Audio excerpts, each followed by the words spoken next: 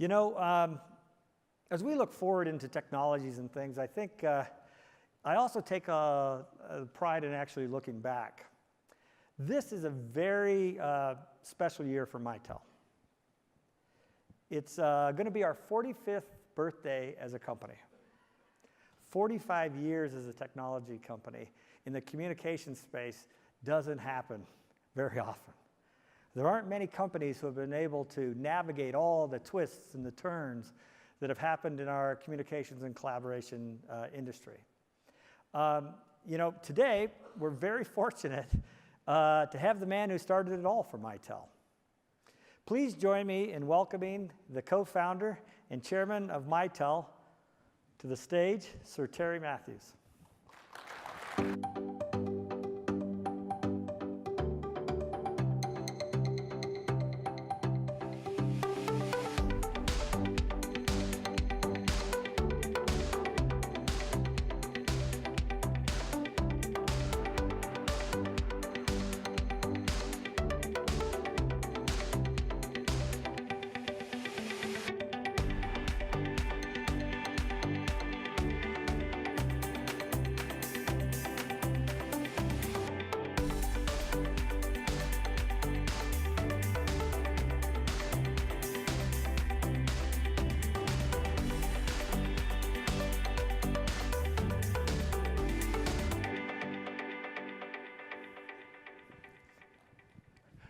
Please, Sir Terry Matthews.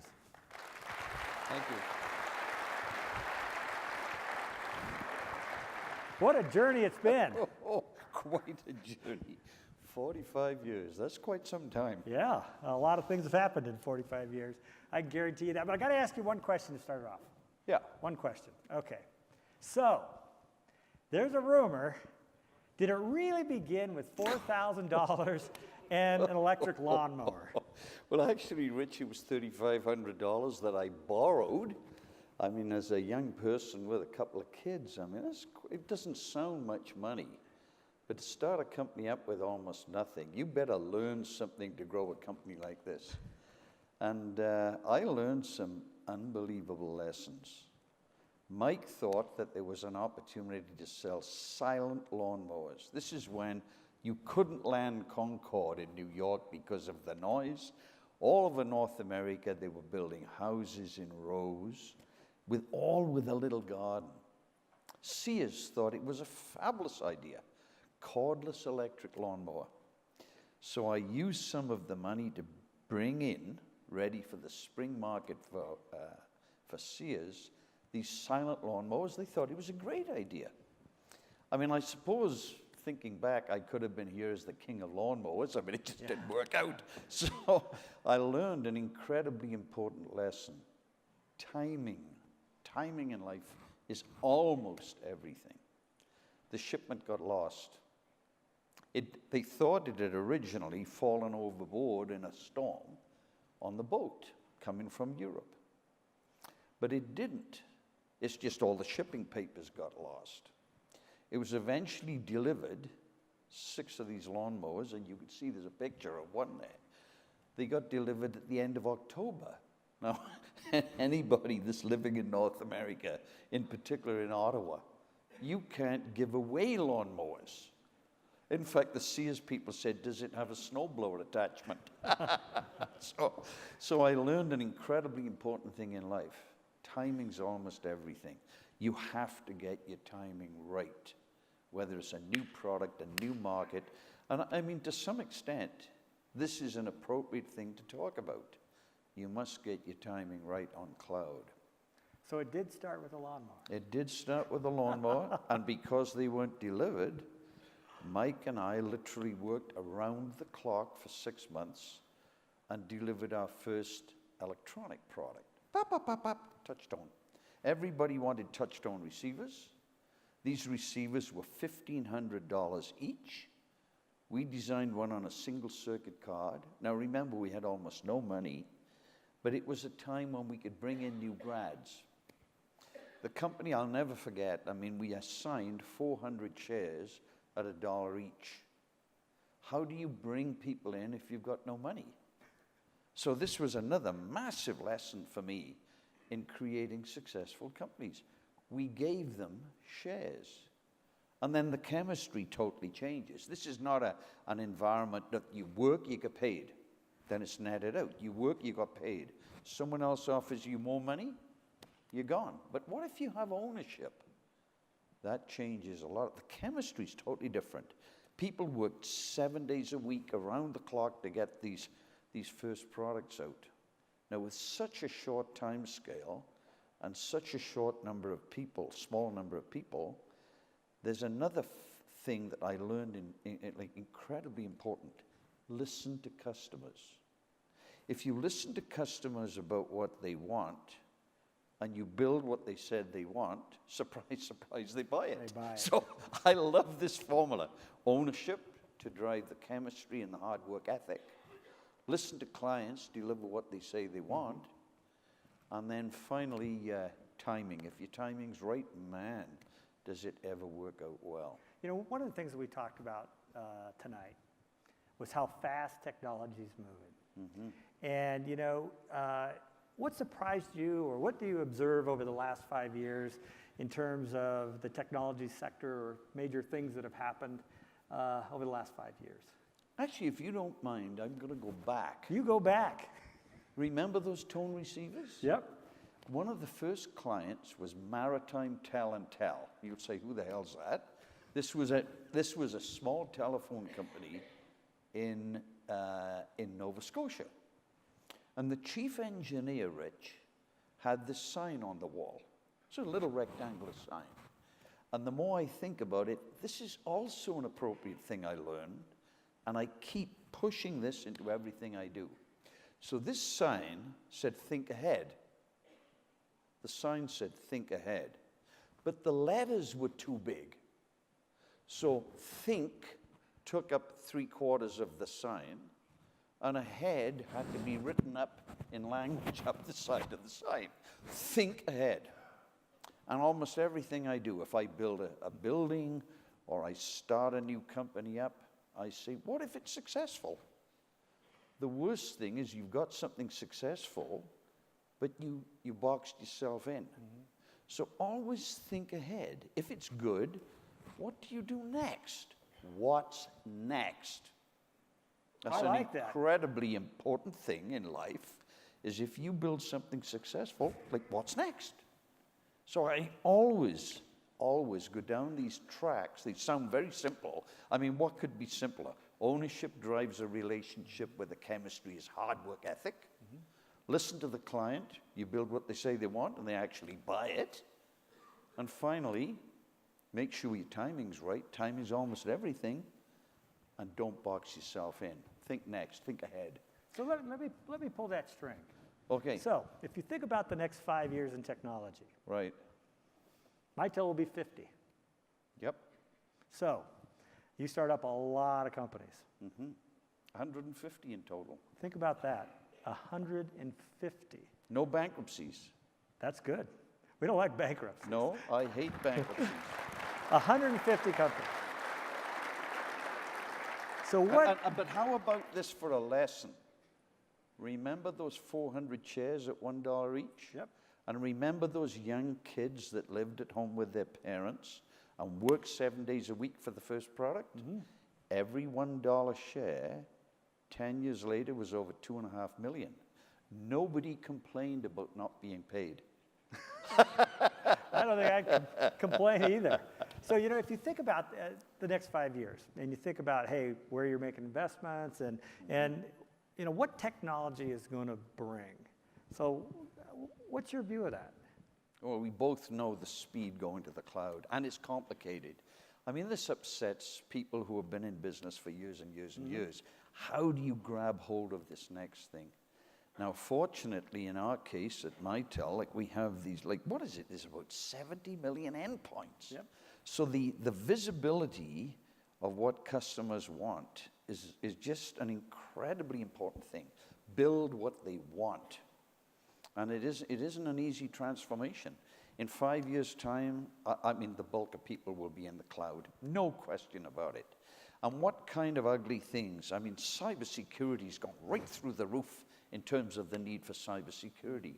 Look at the recent laws on GDPR, protection of private information. I mean, this is completely rough on the whole industry. GDPR, banks, hotels, I mean, every business collecting information, and you better know what you're doing with that information. You fall afoul of the law. It's 20% of global revenues. Is it 20% of global revenues? I think that's right. That's the penalty, up to. Oh, good God. I mean, it's an incredible thing. So you have to do it.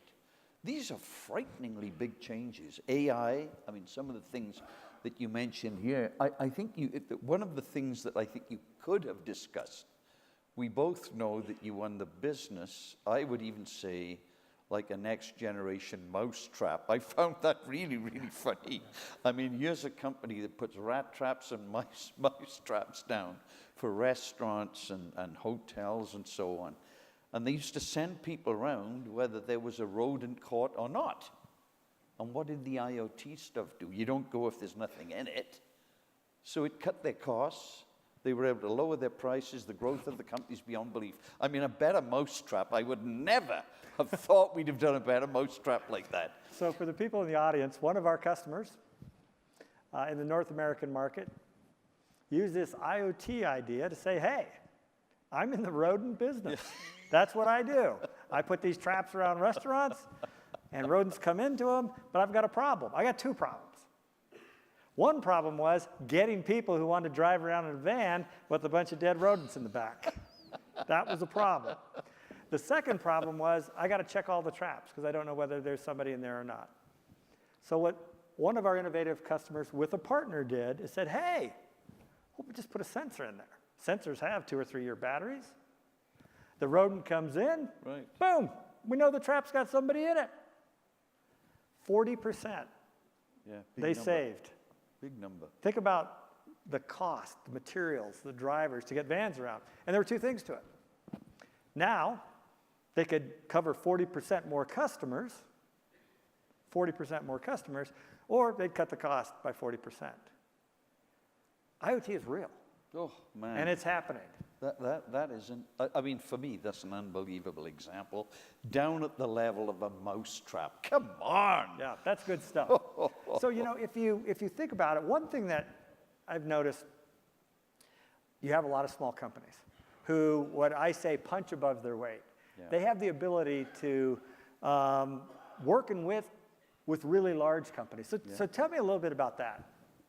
Well, you know, you and I have worked together in creating young companies with young people. Mm-hmm. I like that. It's good to bring young people along. So where are we? We're in Victoria in Canada. We're in the UK. We're in Istanbul. We're in Lille, France. Mm-hmm. The experience is really good. I can't speak enough for the kind of training and pulling people on to be successful. I mean, in my case, you know, the first company was Mitel. Did incredibly well. I mean, I can go back to this day and remember everything. Like $240,000 in the first 6 months. It jumped to 1.3 million in the second year, 5.4 million in the third year, then 11.2, then 22.1. How do I know that? I lived it. Mm-hmm. And getting young people enthusiastic, learning about business, I mean, it's a great pleasure to do that. Now here's Mitel getting into this next generation. Timing, in my view, is right on. You have to get your timing right. And it's a little painful, but you have to do it. And boom, the company's committed to do it. And what are we doing? We have this incredible range, I would say incredible range of partners to get to clients. Mm-hmm. I mean, these are our channel partners. Mm-hmm. And now we are building an incredible, I think, surround sound of companies that help to get into each one of these verticals. And some of the shockers to me, I mean, it is a little bit of a shock.